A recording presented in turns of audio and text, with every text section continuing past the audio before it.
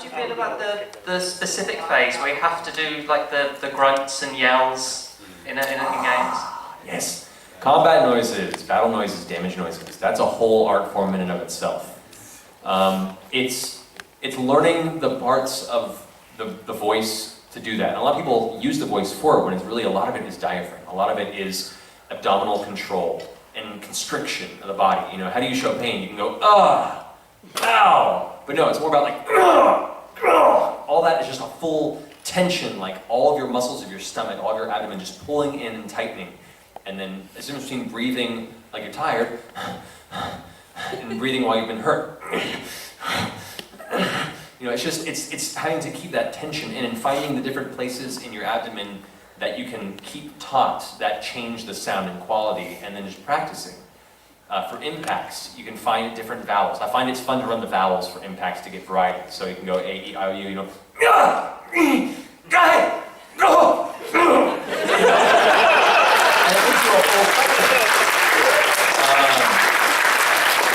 It's also fun to consider different types of impacts. There's slices and slashes. My friend Taliesin, Jaffe, who I mentioned before, has a really, really great audio course you can find online where he breaks down battle combat sounds for what they are in a beautiful, beautiful way.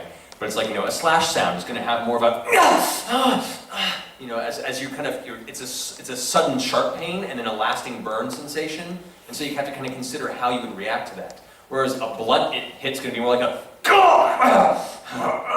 as now it's this crushing sound and your wind's been knocked out of you, it's more of a forceful impact. There's also the difference between delivering a punch or attack. A punch or a jowl will be a quick little, and a lot of times it's less than you think it is. You know, it doesn't take a lot of noise. You're not going to give someone a jab and be like, Wah! You know, it's a little, something with like little knife stabs and, you know, stuff like that. It's a little quick. But then if you go for a large slash, it's that release, you know, it's that tension release. And then you have the large swings, the big old, you know, and then you have the really Japanese ones, ridiculous.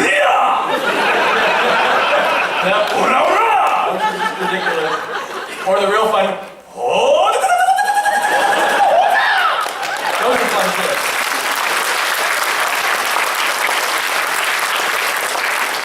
But those are very project specific. The last one was for you, Kenshiro.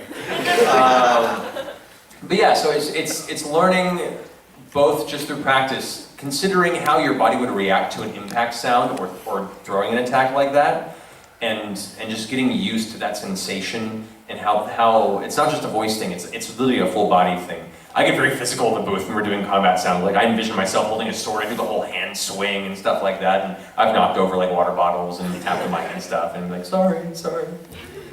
But yeah, it's finding those guttural sounds and then finding a variation, which a lot of people have a hard time with, and it just comes through practice, is finding ways to change up the sound. You know, if you're taking impact sounds, some will be to the face, some will be to the stomach, you know, like, you know, or, you know, or even just like, you know, a slap, like someone hits you to the side, you're like, and those are all different variations to it. Also, a kick is a much more, you know, lower, forceful motion than a punch. A punch is like, or a kick would just, you know, it's an arc, it's a pull up and forward type of a thing. So you just envision those full motions and kind of find an arc to that. Find a little story within each attack. And then you get into the fun points of death sounds. I can't tell you how many games I've done like electrified to death, set on fire, pushed off a cliff, electrified, set on fire, then pushed off a cliff.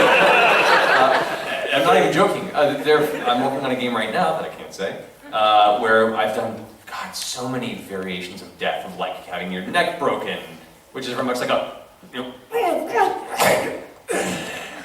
this is the release of breath, you know, to being stabbed in the throat and then bleeding out. And those are really awful sounding. But you have to do that for the job. Or on fire, which can be very much a, you know, catching fire. Just slowly burning to death, but just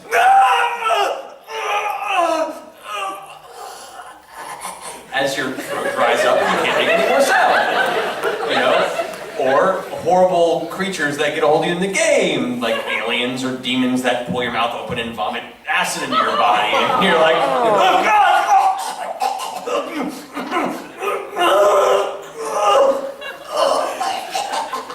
You know.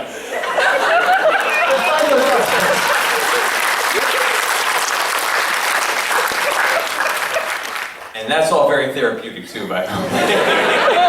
You just have some weird dreams if you Oh do man, these are weird dreams, let me tell you. Chris Zimmerman, actually, who I mentioned earlier, just the Metal Gear game, she has a very unique way of specifically describing the pain sound she wants. She'd be like, all right, so for this one, imagine somebody is ramming you in the Achilles tendon with a shopping cart covered in razor blades. Go!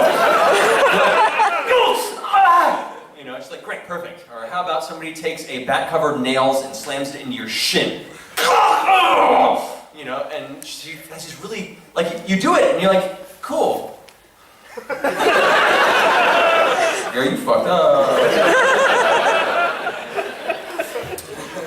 So that a lot of that, yeah, it's beyond just thinking of pain. It's thinking about how the pain is being received, how it affects your body, how you would react to receiving the pain, and dealing it as well.